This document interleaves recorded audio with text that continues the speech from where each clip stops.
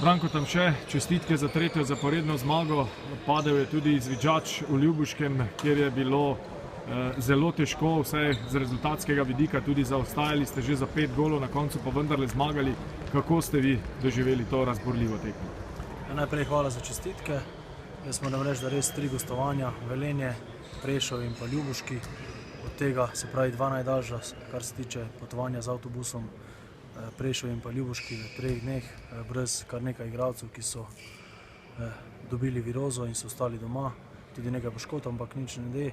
Za Ljubuški se pravi po 11 letih naslov prvaka, Liga Seha, dvorana polna, odličen ambient, mladi fantje, željni dokazovanja, ki so grizli nekako skozi celotno tekmo. Seveda vse, kar smo mi ponudili, so tudi vzeli, ampak nekako nam je le uspelo z nekim znanjem, z izkušnjami in pa predvsem z mirnostjo v zadnjih trenutkih tekme priti do na koncu zaslužene zmage, ampak sigurno, da je bilo veliko stvari, na katere opozarjam, ki jih je treba popraviti, in verjamem, da ne bomo več tako oscilirali oziroma da bomo te napake spravili na minimum oziroma se bomo trudili, da bo to izgledalo čim bolje. V Ljubuškem ste igrali brez 3 obolelih članov prve zasedbe. Kako bo tokrat, ko v Celje prihaja Vardar, nov izjemno težak nasprotnik, prihaja v Zlatorog? Res je, se pravi, jaz verjamem, da bo naš zdravstveni karton boljši, kajti ti igralci, ki so bili odsotni v Ljubuškem, so že z nami. Upam, da ne bo ta viroza, ki je v ekipi, prešla na katere nove igralce.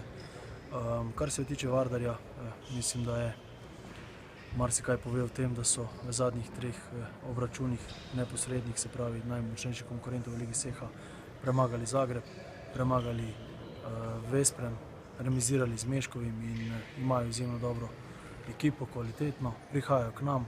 Mi imamo že nekatere izkušnje z njimi od lanske Lige prvakov in je nova tekma, novi izzivi in jaz verjamem, da se bomo maksimalno pripravili in naredili vse na igrišču. Hkrati pa tudi seveda vabim, da bi bil Zlatorog tako poln, kot je bila dvorana v Ljubuškem, in da bi naši navijači nam pomagali na čelu s Florjani do dobrega rezultata. Branko, hvala lepa za pogovor. Hvala.